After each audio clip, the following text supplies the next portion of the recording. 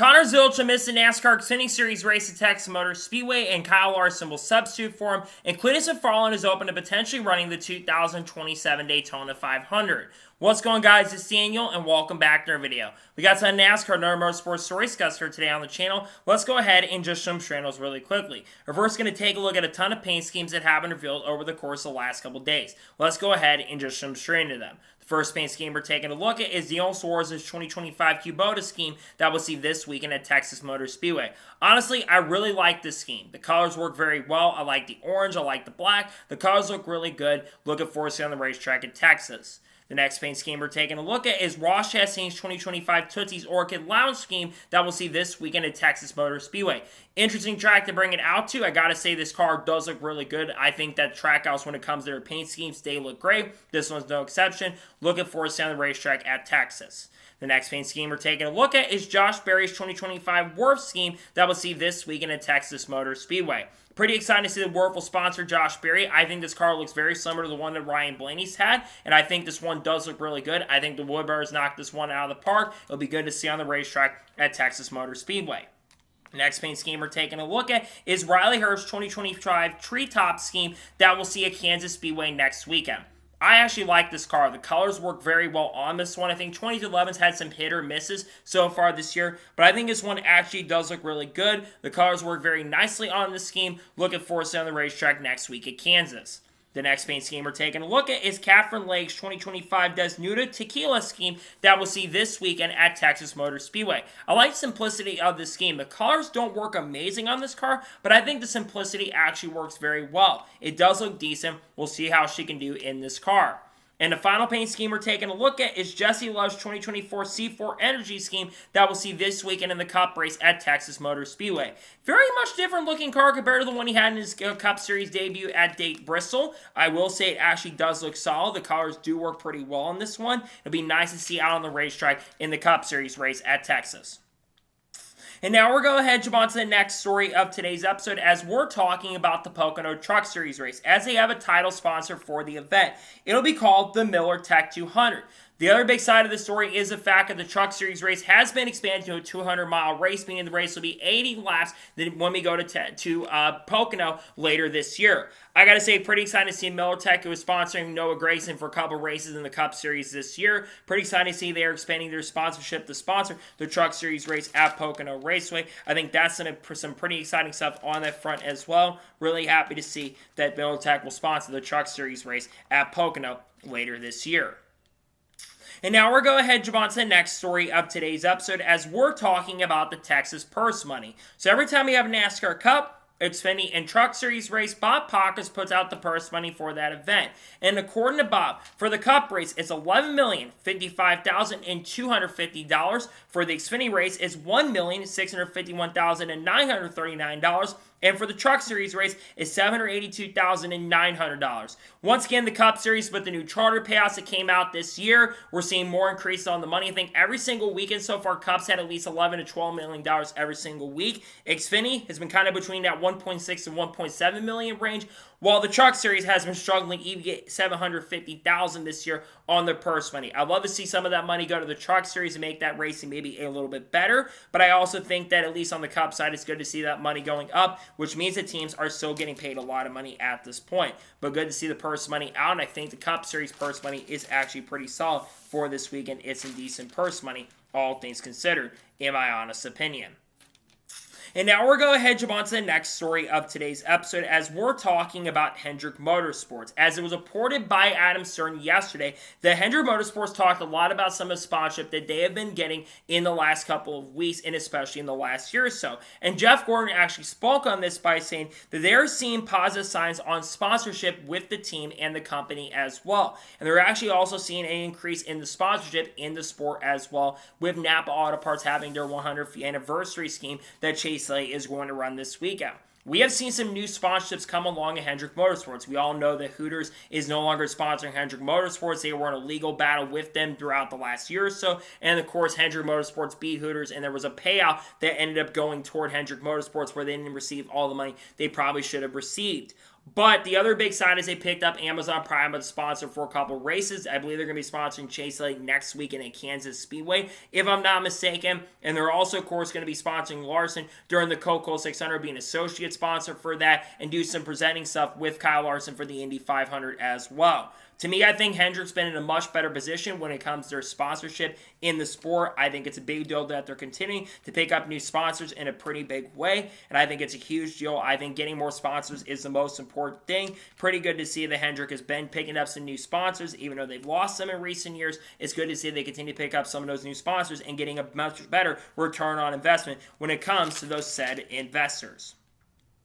And now we're going to go ahead and jump on to the next story of today's episode as we're talking about Casey Caudill. As it was announced yesterday that Casey Caudill has officially joined Team Amerivet as a co-owner of the organization. It was also confirmed during at this time that this team, with Casey Caudill coming on as a co-owner of the team, they're expected to run more races throughout 2025 and could expand their schedule for the 2026 season.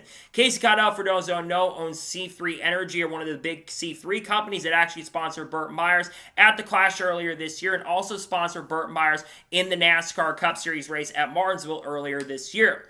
This could be a really big deal because Team Amerivet is a team that's made a couple starts over the last couple of years, and we do know they're interested in making more starts this year, and I know they've been looking to have a much more expanded schedule going through the remainder of the year. We don't know the remainder of the schedule for the program for the remainder of this year at this time, but I would have to think they're going to see this program run around maybe 15 or 16 races over the next year or so, and maybe down the road they try to get a charter if they can get their program a lot better. But I think it's a big deal to pick up someone like Casey, who's going to bring a lot of sponsorship and a lot of funding into the program. I think he's going to bring a lot to the table for the team, and I think it's pretty exciting to see that we do have some new news on that. Pretty good to see that we've got a new owner coming into this program for the remainder of this year.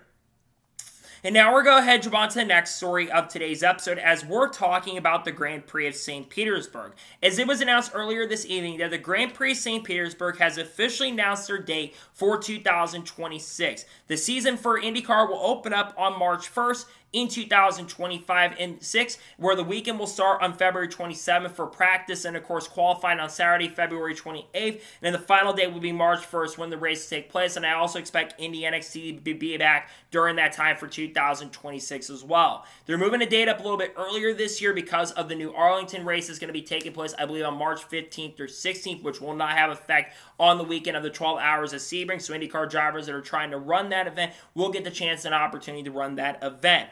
I'm not surprised and shocked to see this change, moving it up earlier, and it's going to give more of an opportunity in a window to get promotion out there for IndyCar, because IndyCar has been having an issue with that, and it's going to get that consistency as well. You're not going to have as much of an opening off time, so you're going to have that opportunity to grow IndyCar, because IndyCar has struggled to get a lot of people to watch. So I think this is actually a really good change for St. Pete. We don't know the remainder of the schedule currently at the moment for IndyCar going to next year, but there could be some big changes coming for the remainder of 2026 relatively soon. And now we're going to head on to the next story of today's episode as we're talking about the Mexico City Grand Prix. As it was announced yesterday, the Mexico City Grand Prix has officially extended its rights with Formula One through the 2028 year, and F1 will continue racing at the Autodromo Hermanos Rodriguez track through the 2028 year. The Autodromo Hermanos Rodriguez track has been hosting the Mexico City Grand Prix since the 1960s. I believe 1962 was the first Mexico City Grand Prix, and it will continue hosting it through 2028. It's a big deal. It's one of the traditional races that's been on Formula One for many, many years, and I'm glad to see that this track will be around at least for the next couple of years. This could have a big effect on IndyCar's schedule going forward, because we do know IndyCar is in talks and conversations in the near future to go to Mexico City maybe for 2027 or 2028. But it seems like this could have a big effect on that front. But I think it's good to see the Mexico City Grand Prix is going to be sticking around at least for the next couple of years. I think the racing generally in Mexico City is pretty good as well. It's one of the better tracks on the circuit. So to me, I think it's a pretty awesome deal to see it's back on the schedule for the foreseeable future. And I think Formula One, of all the tracks that need to be on the schedule, this one definitely needed to be on the schedule, and I think it will provide, in my opinion, a pretty dang good race for Formula One standards. Hope I'm right, and we can get some good racing. We'll see if we can get some good racing in Formula One once again at the Mexico City track for the next couple of years, so the track can stay around for the foreseeable future. And now we're going to jump on to the next story of today's episode as we're talking about some new rules in NASCAR added. Now, it was reported by Bozy Tatarevic, who does have a new podcast on YouTube called The Bozy Breakdown, where he talks about a lot of the new rules that are going on in NASCAR. And he talked about a couple of the new rules that were certainly very interesting that got talked about. But one thing he brought up was the first paragraph was the fact that he says there's a new rule in NASCAR where it prohibits drivers from any new team, OEM, driver, or affiliate to privately rent, lease, or use a National Series track on the calendar, or you could get a pretty big penalty sent your way. What this means is that if you're a new organization that's trying to get your team up and running, if you're looking to maybe enter the sport, for instance, like GMS Racing, who could potentially be returning to the Truck Series in 2026, this could have a big effect on them coming in and could affect them if they wanted to go do some private testing. It's very similar to like the track attack car the Hendrick Motorsports has had for a long time. That means they couldn't use any of their cars if they're like using on the new track they own, the 10-mile club, I'm pretty sure they announced recently, where they're having races currently at the moment right now. So I think that could be a big effect on Hendrick Motorsports on their track attack program and other new teams as well that might be coming in, like a Junior Motorsports who could down the road go Cup Series racing. I think this is going to be a story that we're going to be watching out for sure as time progresses and goes on, but I do think that it's something to keep your eyes out on for sure, because I think there's going to be more coming to this story here in the near future. We'll keep an eye on it for sure going forward and see if any team tries to break the rules and mess with something like that going forward. And now we're going to jump on to the next story of today's episode as we're talking about Xumo.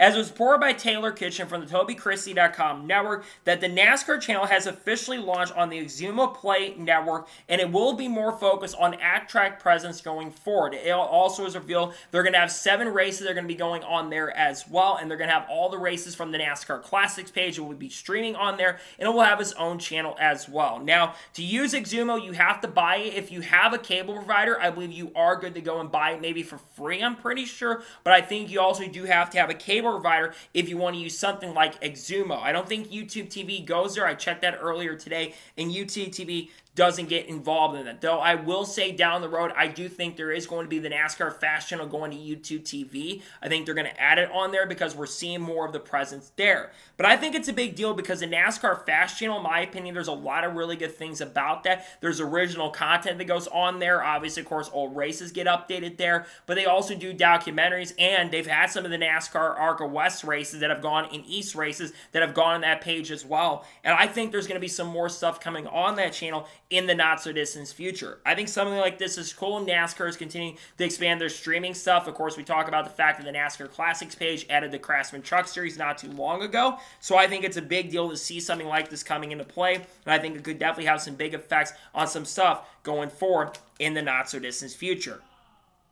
And now we're going to jump on to the next story of today's episode as we're talking about NASCAR Full Speed. As was reported by Adam Stern yesterday, that NASCAR Full Speed was spotted at Times Square and on a bunch of Times Square billboards promoting the new season of NASCAR Full Speed, which will be coming out on May 7th of this year. It was also, I believe, in Hollywood, I believe in LA on one of the billboards as well, on one of the boulevards, I'm pretty sure, that many of you that were in the areas probably saw. This is a really big deal because obviously Networks is going to have the second season of NASCAR Full Speed. They kind of talked about why it took so long to get it done. They thought they had more time with editing. I actually do think a big reason why they held up on releasing a season earlier is because they were still with the charter stuff going on, which we've got more lawsuit stuff to talk about. Not related to the 23 and Front Row Motorsports stuff, but still we do have some lawsuit stuff we're going to talk about here very, very soon. But when it comes to this is a very big deal. I'm actually looking forward to this season as much as I hated the end of the year last year. I think the first season was actually a very successful season, and I think that we saw a lot of really cool storylines, and unlike Drive to Survive, which a lot of that is honestly very, very manufactured, I don't feel like a lot of the stuff that's on NASCAR Full Speed is manufactured. So I actually am looking forward to this being on Times Square, and I think it's pretty exciting to see the new season is coming out in about a week or so. I definitely will be tuning in for sure. I think there's a lot of exciting stuff in regards to this, in my honest opinion. I think it's really exciting stuff. And now we're going ahead and jump on to the next story of today's episode as we're talking about Patrick Emerling.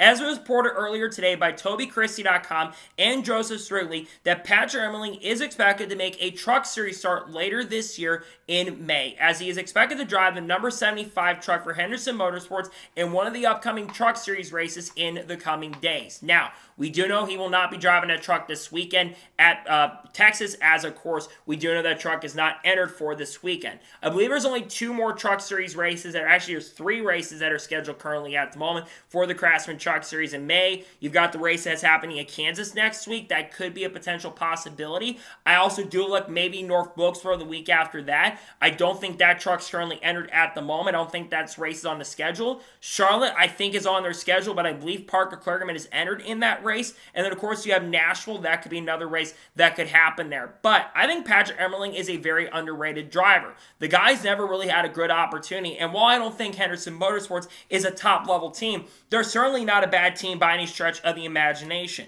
And I've said this for a while. I think people that have been good in other series like Modifieds could honestly learn something or two by driving in decent equipment. Depending on what happens here, I hope he can have a lot of success because I actually do think he is a very talented driver. He's done some stuff in Modifieds. He's been decent in Xfinity when he's had opportunities, but he's never really been in good equipment before. So I think that it's a big chance and opportunity for Patrick if this is truly happening. It sounds like an announcement is coming in the coming days, and by the time many of you are watching it, this announcement's probably already happened at this point. But I think it's pretty cool that Patrick Emerling will get the chance and opportunity to join Hendrick Motorsports for a truck series race in 2025. And now we're going ahead and jump on to the next story of today's episode as we're talking about GMS Race Cars. As it was reported by Matt Weaver earlier today from the short track scene that it was announced that GMS Fabrication and GMS will now be having some race cars in the short track scene going forward for the remainder of 2025. And the individual that is going to be playing a major role in this is Tony Eury Jr. Now, we obviously talked about this on the channel, I believe, on Wednesday, that it was announced on Monday that Tony Eury Jr., who's been a co-owner of the Fury Racing Group since 2016, it was announced on Monday night that he would no longer be with Fury Race Cars going forward. So we've been wondering when he was going to get back involved. Well, he is getting involved with GMS. Now, obviously, there's been a lot of rumors and speculation that GMS could be getting involved in Dodge in some way, shape, or form, and that'd be really cool if that could be a way of bringing him in, is getting Dodge involved, but it would be very interesting considering Tony Eury Jr. has been involved with Chevrolet for a very, very long time. I mean, he's been there since DEI days back in the day and was also Hendrick Motorsports when Dale Jr. went over to Hendrick in 2008. But I think Tony Eury Jr. being the guy who's running this stuff, I think is actually going to really help this program legitimize itself. I think it's going to help it grow, and I think that GMS Race Cars with Tony Eury Jr. with the helm, I think he's going to help it get into a really solid and good position. So I'm actually really excited about this. I think this is a massive deal overall, and I think it's great to see that Tony Eury Jr. will get involved with GMS Racing Cars, and good to see GMS Racing getting back involved in racing in some way, shape, or form the way they are. I think it's actually a really exciting deal overall, and I think it's pretty awesome stuff for sure, definitely. And now we're going to head on to the next story of today's episode as we're talking about American Thunder. As it was announced earlier today that American Thunder, the Road to Le Mans, has officially announced a release date for the show, and the trailer has also been officially released as well. The first big thing, the first episode in the documentary will finally be released on June 12th, which is basically around the Garage 56 entry. The Garage 56 entry had a lot of success, actually finished, I believe, inside the top 40 in the event, and it was a massive deal because it brought a lot of people in. You think about all these things and all the big stuff that we've been seeing in motorsports in recent years, but a lot of those big things that have happened have not had a major culture effect on NASCAR. But I think all the stuff around Garage 56 really helped the sport grow, and I think there's a lot of positivity that you can really take away from something like the Garage 56 entry. And I will say that this is a really, really big deal for the series itself too, because I think seeing the Garage 56 car, it opens up the possibility of maybe expanding international. There's a lot of talk and conversation that NASCAR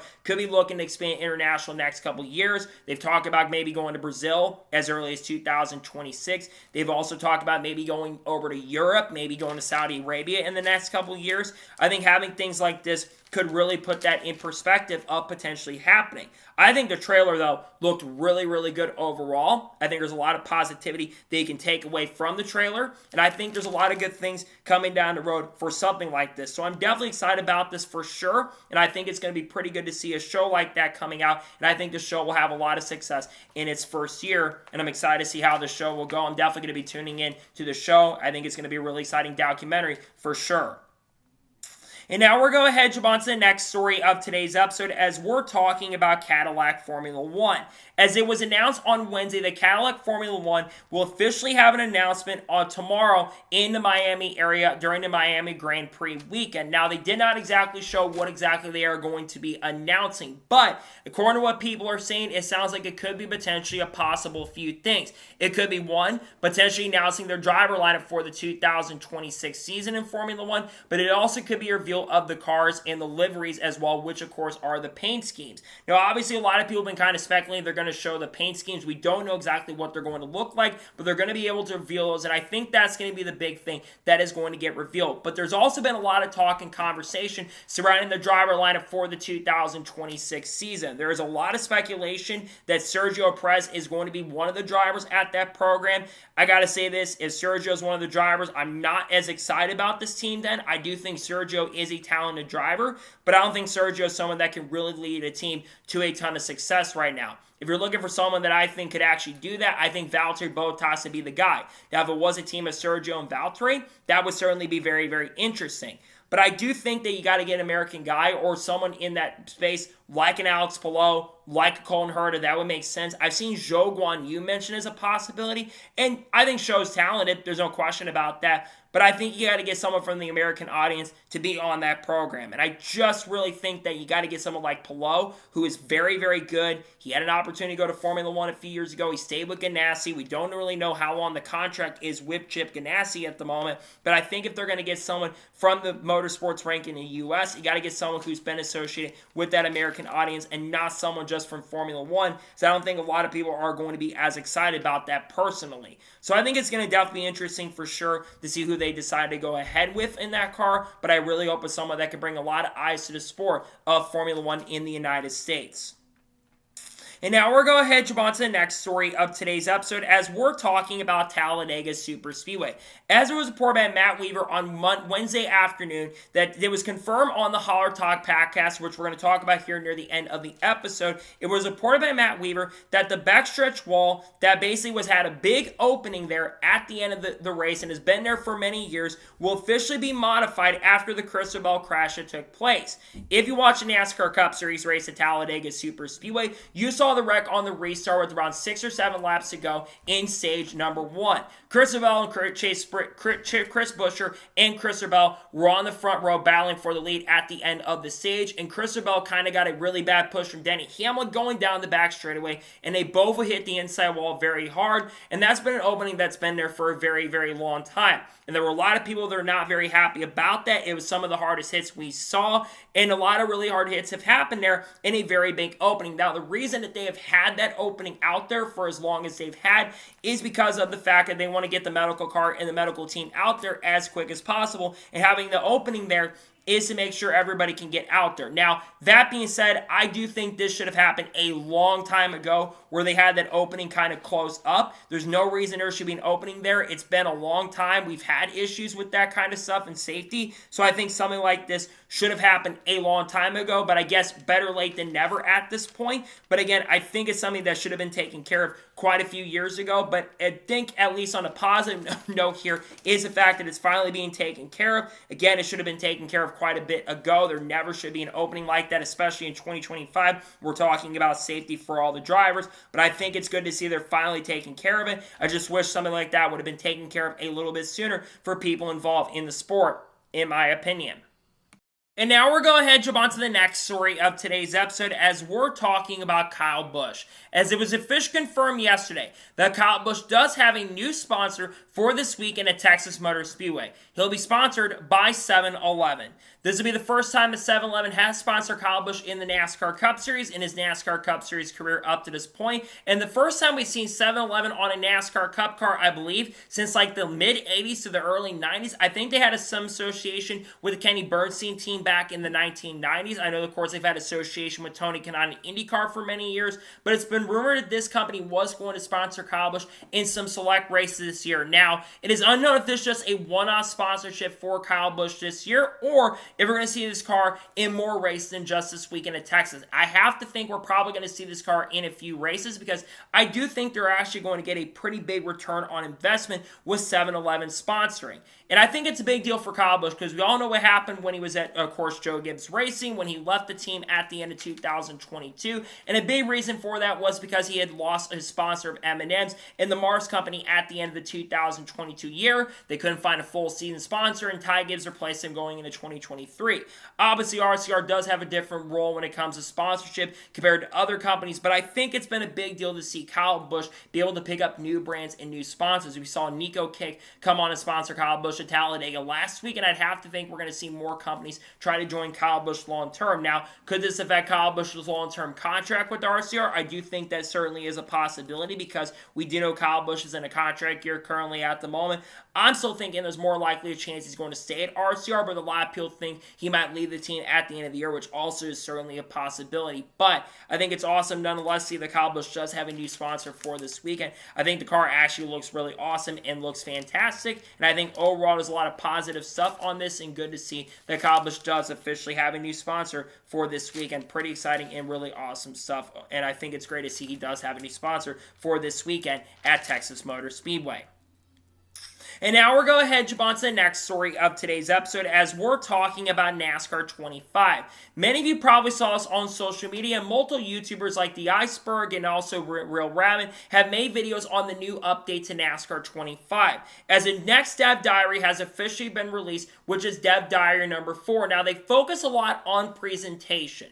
Basically, presentation of practice, qualifying, and the race as well. They show some very interesting things. As you probably can see, you can change your setups in the cars, as many of you probably saw throughout the Dev Diary. I think the presentation does look really good. I think the tachometer looks great, and a lot of it does look like the iRacing setup when you do get on iRacing. Now, there was a little bit of gameplay that was shown, very little, when you're basically trying to qualify. They basically showed Ty Majeski's truck, and they were doing a little bit of qualifying out on the track as well. They never really showed any in-race footage at this time, so that's a little bit there. Now, obviously, a lot of people are talking about the fact there hasn't been any full gameplay. I would have to think, because this is a sports game, right, they're going to take a little bit more time to release full gameplay. And I will say, I am definitely more excited about this game as more does get released, but I am being cautiously optimistic here, because I've been burned by seeing things like NASCAR 21 Ignition. We all had a lot of hype around it. We all thought this game was going to be fantastic, and then the game just never was that good. We all thought the same thing about NASCAR 16,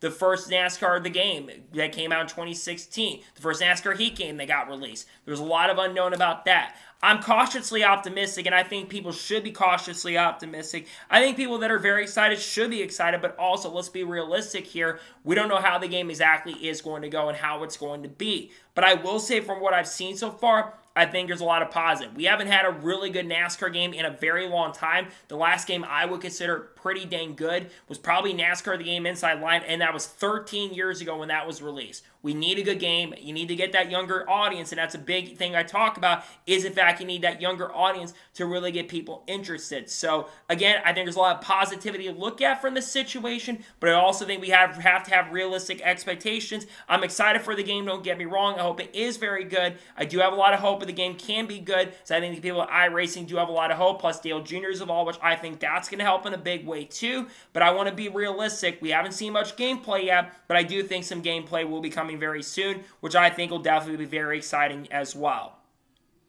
And now we're going to go ahead and jump on to the next story of today's episode, as we're talking about Kyle Busch once again. Now, today is Kyle Busch's 40th birthday. And we know Kyle Busch will turn 40 years old today. But earlier yesterday, Zach Serranoa from NASCAR.com released an article, and a long-formatted article in regards to Kyle Busch's longtime career in this sport, and talk about some of the impact Kyle Busch's early career had, and also his current career at this particular moment in point. Now, why am I talking about this? Well, drivers around this age of 40 years old, they do actually start declining in performance. And Kyle Busch, I don't think it's all on him. His performance has declined in the NASCAR Cup Series in recent years, but I do think he's somewhat at fault. I think a lot of it is due to not being able to fully adjust with the next-gen car or the Gen 7 car at this point, which, to be fair, a lot of drivers have had issues adjusting to the Gen 7 car. But I do think for Kyle Busch, I still think there is time for him to still have more wins. I know we're all talking about this like 6 or 7 years ago. We all thought about a decade or so ago that Kyle Busch was easily going to catch Dale Sr. on wins. But Kyle Busch is still not caught Dale Sr. on the all-time wins list, and he's 40 years old at this point. We don't know exactly how much longer Kyle Busch is going to race, because like I mentioned a few minutes ago, he's in a contract year with RCR, and there's a lot of unknowns if he's even going to be back with RCR. And you look at the teams that are available currently at the moment, you don't have Joe Gibbs Racing on the table right now at the moment, the drivers they have. You don't have 2311, in my opinion, as an option. I mean, it could be if you get rid of Riley Hurst, but I don't see Riley Hurst leaving the team. You've also got other options from maybe some other teams like Legacy, and Legacy would be very interesting, but I don't think Legacy Motor Club is really a good team currently at the moment. I don't think that would be a really good alternative for Kyle Busch. So I think he wants to stay with RCR to try to really make the group work, which honestly I can't blame him. I think you look at the options that are out there, I think Spire Motorsports is realistically the best option if he leaves. But I know Kyle Busch has also said publicly that he would like to win a Truck Series championship down the road, which I think is certainly possible. I think he definitely can win a Truck Series championship. Looks what he's already done in the Truck Series this year. He picked up a win earlier this year at Atlanta, and he's probably going to win a few more Truck Series races before the end of 2025. So I think that for Kyle, I know he wants to have a lot of success and make this work over there. The big question is, will it end up working? I don't know at this point, to be honest, because I just don't know where the RCR program is going to be long term. But getting back to it, I do want to wish Kyle Busch a happy 40th birthday. It's a big deal to reach that 40. He's been in the sport now for over 20 years at this point. It's kind of crazy to think about, especially how long I've been a fan, being a fan for almost 20 years at this point. It's kind of wild to see that Kyle Busch is a lot older at this particular moment and has aged quite a bit at the age of 40. He's had a lot of success in the sport, though. There's been a lot of good things that have happened for Kyle, but again, it's pretty wild and crazy to see that Kyle Busch is now 40, and he's getting to that point where he's kind of near the second half of his career. He wants to race so his son can race in turn. Once he turns 16, he can run in the Truck Series, at least on a part-time basis. We'll see what happens there, but I think for Kyle, he's had a lot of success in the sport and done some pretty good things for many years, and he's been one of the best drivers in the history of NASCAR, definitely for sure. And now we're going to head on to the next story of today's episode, as we're talking about Shane Van Gisbergen. As it was confirmed on Wednesday early morning that Shane Van Gisbergen will drive the number 9 for Junior Motorsports at Watkins Glen in August. His sponsor will be Kubota. We kind of already know that he was going to be driving this car for a few races in 2025. His first scheduled race in the Xfinity Series is going to be in Mexico City. Then he is going to run Chicago Street Course in early July. Then he is going to run Sonoma. And this is going to be the final of the 4 races that are scheduled. Now, his sponsors have not been officially announced for the other 3 races. I would have to think that WeatherTech is going to sponsor SVG in one of those races. And it would be really cool if maybe Red Bull would come down and sponsor him in one of those other races as well, considering they're sponsoring him for a couple more races in 2025. But SVG going into this event at Watkins Glen, he is going to be one of the favorites. Now, obviously with Connor Zilich's situation, we don't know exactly how long he is going to be out. I have to think he'll be back in the car by August or September, but we don't entirely know the extent of the injury. But for Shane Van Gisbergen, I think he's got to be one of the favorites. He was really good at Watkins Glen last year. He almost won the Cup Series race. He got beat at the end because he made a mistake on the white flag of the race. But he had arguably the fastest car in the event. The Trackhouse cars were very, very strong. You think about SVG so far this year, it has not been a great season for Shane Van Gisbergen in the NASCAR Cup Series, and it's just been a mess for that program overall. I know he wants to do better, and he wants to get better. We know, though, the type of tracks coming into this year, we knew the type of tracks he was going to be really strong at, and that was going to be the road courses. Those are his bread and butter. So I do think he will be the favorite going into this race, but depending on what happens with Connor, I think he will be the other guy because he was so dominant at Watkins Glen, and I think he's going to be very much a factor to get it done for sure at Watkins Glen like he did last year in the NASCAR Xfinity Series. To me, though, I think the 2 heads-on favorites are going to be SVG and Connor Zilisch in that race, and which are 2 really good friends, it seems like. It seems like Connor's kind of like a protege to SVG when it comes to certain things. They hang out together and they do videos as well on their pages, but I do think for SVG, he will have a great chance to win. He's going to be driving a better equipment than he did with the Caudill racing equipment, and I think that will actually benefit him and be pretty massive in a really major way. So I'm excited to see what he can do at Watkins Glen in that number 9 machine. And it's also exciting to see that Kubota is going to be sponsoring him as well. Pretty excited to see a sponsor like that step up and work with a team like Junior Motorsports, and pretty much a cool deal to see Shane Van Gisbergen get the chance and opportunity to drive for Junior Motorsports in the NASCAR Xfinity Series later this year.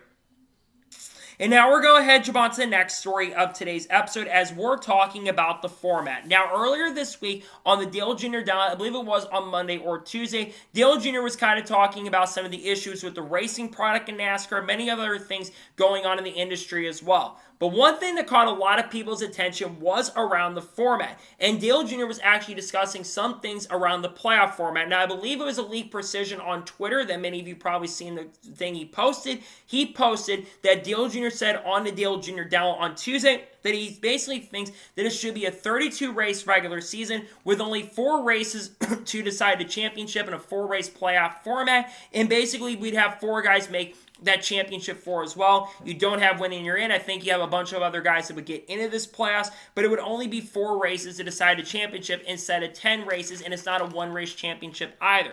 Now, Dale Jr. also did mention something very interesting. He does say that the full season format is not completely off the table. He does say it's probably like a 10 to 15% chance they would go to full season format, but they are definitely considering it. I really hope we do get a full season format because personally, I'm not a big fan of this playoff format. I've been against this format pretty much since the beginning when I was like 14 or 15. I really have never been a big fan of the format, and if we were going to do some sort of format for the playoffs, I think the chase format, the original one we had from 2004 to 2007, theoretically, would probably be the way to go.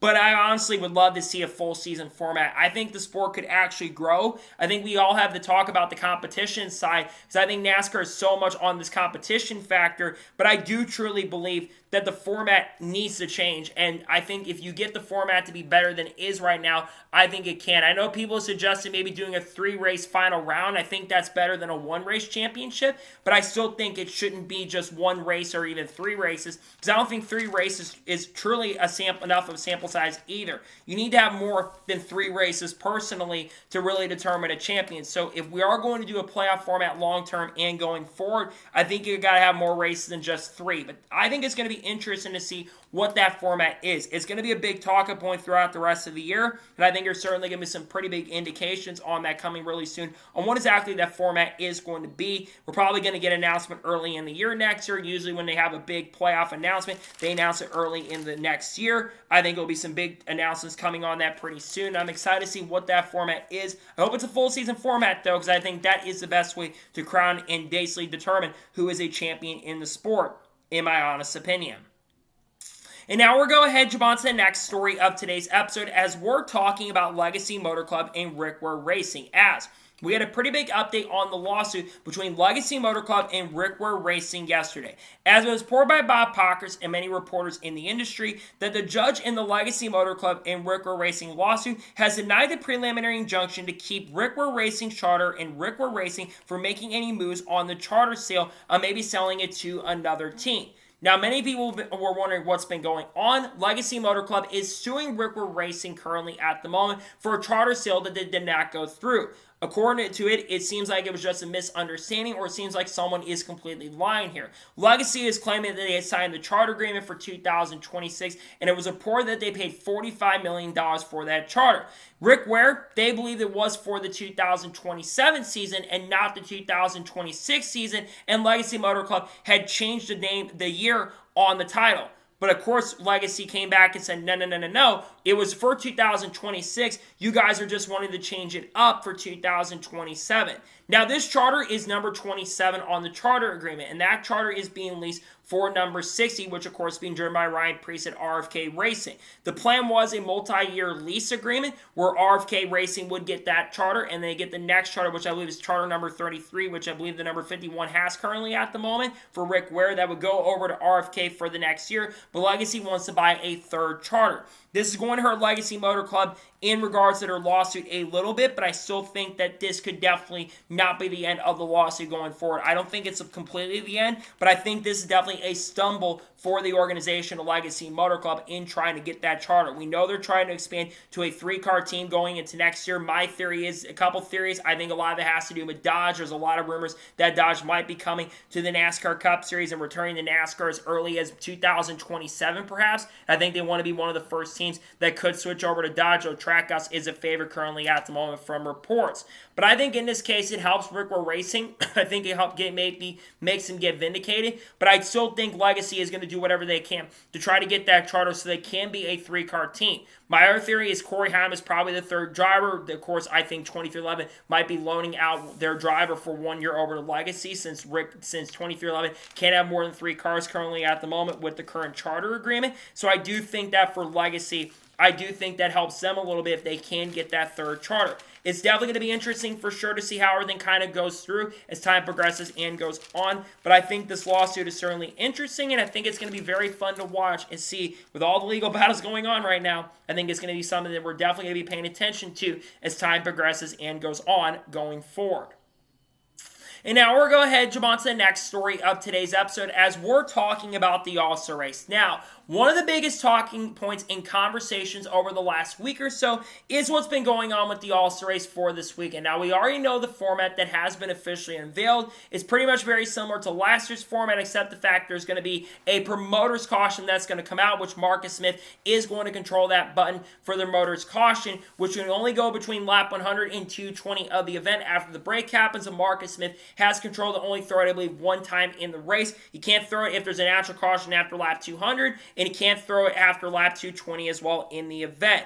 Now, there was a lot of talk about a potential bring what you bring race, or race what you bring to the track, and there was a lot of people that were excited about it and talking about it. But Denny Hamel on his podcast earlier this week said it would have cost 2311 Racing $2 million to go ahead and bring that out there, which Mike Ford from NASCAR, who is the communications director for NASCAR, actually responded to Denny Hamel on the podcast that he runs, the Holler Talk package. So Mike Ford says that Denny Hamel's off by $2 million and basically said it would cost no money for the teams to go ahead and run this. Meanwhile, Denny Hamlin actually responded to Mike Ford by saying, "Oh, it doesn't cost any money to run a business. That is good to know. We all know what you like, Mike. It basically doesn't really cost any money now to run a business. That sounds good to go." Now, according to what Mike Ford said, it doesn't entirely sound like it's a run what you brung situation. What it sounds like is that teams have been able to try some things on the ride heights and try other things, maybe different spacers, maybe certain other parts on the car. Not an increase in horsepower and not a big increase in chassis, among other things as well. Sounds like it was something maybe to do with the dampers on the back. They were also maybe looking at changing some of the links on the bottom of the car as well when it comes to downforce, maybe something on the valence, maybe the splitter, other big changes that could be done. So it's not entirely a race what you bring. It's really in that box where NASCAR was going to do some sort of safety check, but that's pretty much about it. The problem is if some team learns something like this, what can they basically learn from it? Because eventually if they just apply to all the cars, will it only work for that specific car that finds an advantage, for example? Or would basically every single team just use the same thing? That's one thing I actually am worried about with the run what you brung thing. Now, I don't personally think Denny Hamlin is entirely being 1,000,000% accurate here by saying it's $2 million. I actually do think it's probably a little bit less than $2 million, but I do think that Mike Ford is also not entirely telling the truth, where I think it's $0. I think it's somewhere in between, and there would have to be a lot of parts that have to be modified, and of course NASCAR is really against letting the teams modify parts. I do think it would cost teams money, definitely, for sure, but at this particular moment and point, I'm tired of the excuse of the money situation. We've got to get the sport in a better position. I think the short track racing right now has just not been good currently at the moment, and I think we got to do a better job making that racing better, because fans don't care how much the teams are making, in all honesty. You know what they care about? They care about the racing product being a lot better than it is currently at the moment. And we've got to get the racing product to be a lot better, because otherwise I think the sport is not going to be in the best position long term. I get NASCAR's in understanding, and I get that both parties want their own way, but I think at some point both parties are just going to have to come together, whereas the teams are NASCAR, and just come together and try to fix the product. Because again, the racing product on the short tracks and even the super speedways too, for that matter, are just not good currently at the moment. And we haven't even had a test at the moment for the super speedway since the first one in 2022 in the off season, nonetheless, almost 4 years ago at this point. We need to see some change with the sport long term, and I really think that we kind of got screwed out of an opportunity to maybe see some change for the short tracks especially. I get why the teams maybe didn't want to do it, but at the same token, same time, I think big changes were really going to be needed to get the sport at least a little bit better. I think right now it's a little concerning the teams didn't want to do it, and I also worried that NASCAR didn't really want to do it, and I think it's a little concerning for sure. And now we're going ahead and jump on to the next story of today's episode as we're talking about horsepower. Now, earlier today on SiriusXM NASCAR Radio, Doug Yates, who of course is the president of Roush Yates Engines, he was on SiriusXM NASCAR Radio talking about a lot of things, including horsepower. There's a lot of talk about horsepower in the next-gen car currently at the moment, and if you go on social media especially, people like myself have been saying that we do need to add horsepower to the next-gen car. Well, Doug Yates kind of spoke on that by saying that if they were to go up to around 750 to even 710 to 750 horsepower, it would cost them no money to basically make those changes, and they could do it in an instant. But he does say that if it does go up to 900, even 950 horsepower, it could make a lot of damage on the engines. The engine builders would not be very, very happy about that. And he also said it would cost a lot of money as well for the teams and the people involved in the sport as well. At this point, we've heard all the teams saying it, and it's pretty clear as day, and it's not an OEM thing. NASCAR said the reason that they basically don't add any more horsepower is because of the manufacturers. Well, all three manufacturers in the past have said they'd be fine with increasing the horsepower. Whether it's Doug Yates from Ford, whether it was David Wilson last year from Toyota, or whether it was Eric Shanks or whoever it was from Chevy, they have all said that they'd definitely be fine with increasing horsepower. I think it was one of the people higher-ups at Chevrolet from the ECR group has said they'd be fine with increasing the horsepower. I think that's the one area we haven't tried with this next-gen car. We've done so many aero changes to the next-gen car. We've done a lot of other things to this next-gen car, but I don't think the racing product has gotten better, really. I think that the short tracks have just not been that good. There's been slight improvement, but the racing just has not been very, very good at the short tracks especially. I think the super speedways, for the most part, they don't really focus on horsepower, but I think the racing at the super speedways has just not been very good at all. And I also think there's a lot of other areas where we just don't think the racing is good right now. And I just think it's concerning to me that certain people in the industry don't want to make the necessary changes. I want to see this sport survive long term. Till I am a lot older. This sport is in the 77th year of its time. I like to see a sport last 100 years, 115 years. I like to see it last another 20 years, 30 years, 40 years. But at the way things are going currently at the moment right now, I just don't know where the future of the sport is going to lie long term. If we just decided, let's add a lot of horsepower to the car, go up this 900 horsepower, who cares at this point? Make these teams do tests. I don't really care that they want to have their time off. They need to try to make this car as good as it can be, because right now the racing product, like I've already mentioned multiple times, is just not good right now. And I'm glad to see that at least some of the engine builders like, yeah, we could definitely increase the horsepower and make the racing a little bit better. The racing product right now is just not what it needs to be at the moment, and I think there's a lot of changes that really need to be made toward the racing product to get things a lot better going forward. Right now, I'm just not excited about the long-term future of the sport unless some major changes are made, and right now I'm not sure if those major changes can be made or if they don't want to make them, but I think horsepower being one of those things that needs to be changed is something that I hope changes going forward. I really hope we do see some big things happen, and maybe we add some horsepower to the car. Maybe with the electric stuff coming in, maybe we do that, but I think that the horsepower needs to be increased for the racing product to be better in the NASCAR Cup Series going forward with the next-gen car.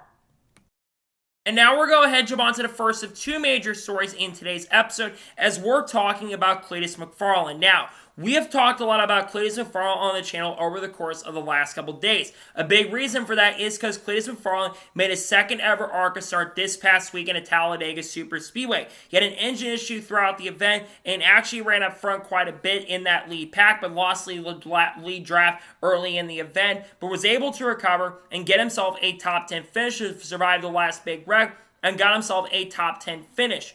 But there's now been a lot of conversation about whether Cleetus McFarland could make more starts in NASCAR perhaps in 2025. Now, we do know he is going to be running the ARCA race at Bristol Motor Speedway later this year on September 11th for Rhett Jones Racing, which that team has been solid. They, of course, hired Greg Zipadelli in the last couple weeks, and I think Greg Zipadelli has brought a lot to that team in the last couple months or so.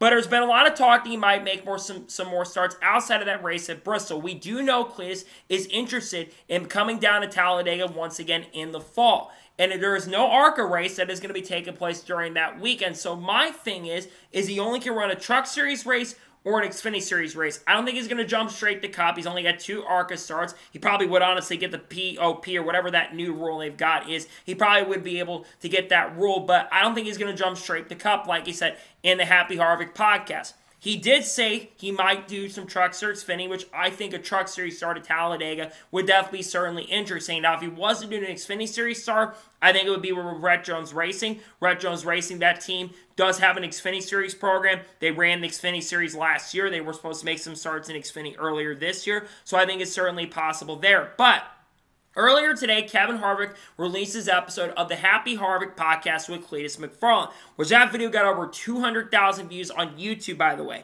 And one thing that got talked about was the potential possibility of Cleetus McFarland maybe running the 2027 Daytona 500. And it does sound like he might be interested in running the Daytona 500 down the line. And he says 2027 is still on the table.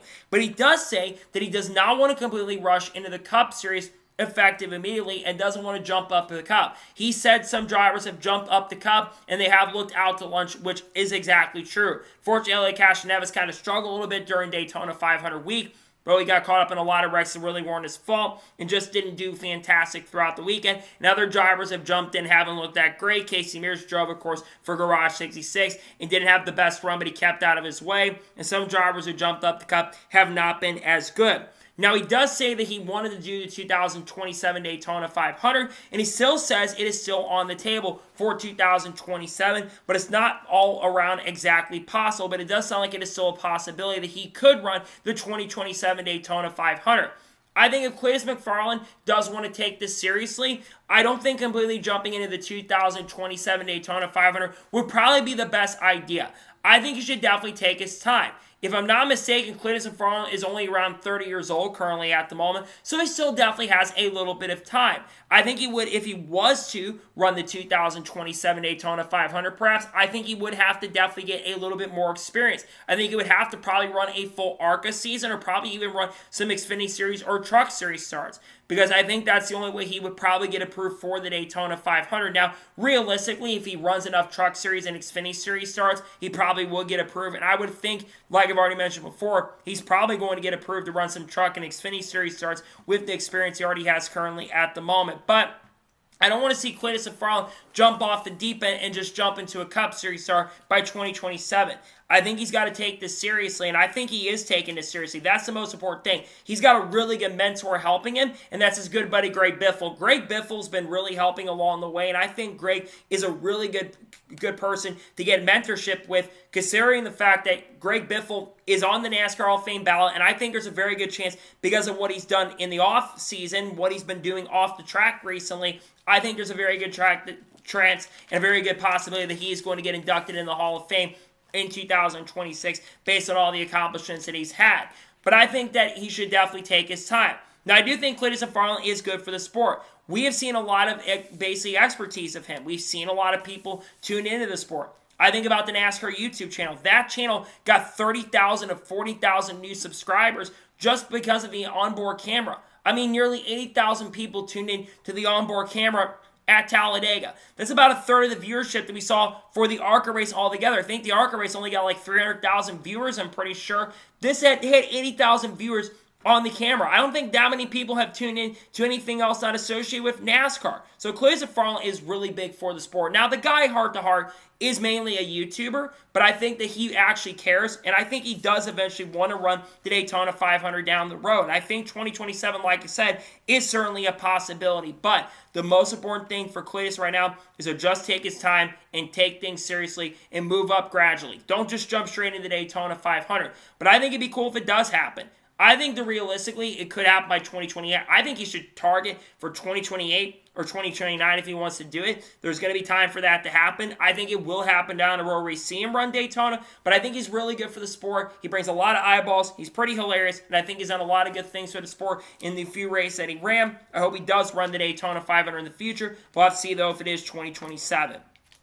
And now we're going to jump on to the final major story of today's episode as we're talking about Connor Zilisch. Now, I've done a few stories covering this on the channel over the course of the last couple days, but it was shockingly announced on Wednesday afternoon going into the evening that Connor Zilisch will not race this weekend in the NASCAR Xfinity Series race at Texas Motor Speedway and will sit out the NASCAR Xfinity Series race. Now, why is Connor Zilisch sitting out this weekend at Texas Motor Speedway? Well, he unfortunately got a lower back injury from this past weekend's NASCAR Xfinity Series race at Talladega Super Speedway. For those who watched the NASCAR Xfinity Series race at Talladega, going down the back straightaway on the white flag, Connor Zilisch was in control of this race. Jeb Burton tried to make a move to the inside, going for the win, but Connor was holding his ground and was on the outside.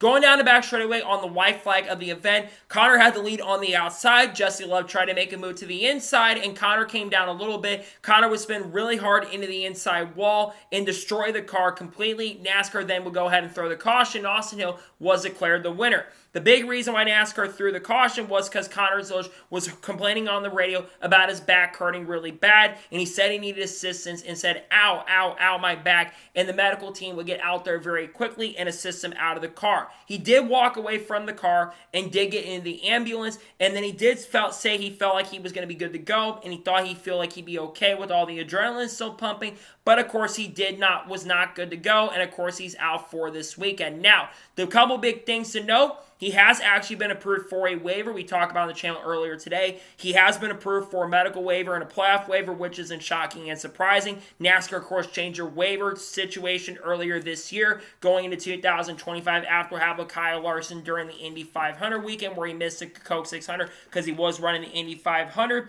And they, of course, changed that waiver policy. But medical waivers will be granted, and Connor is good to go because he is missing this weekend.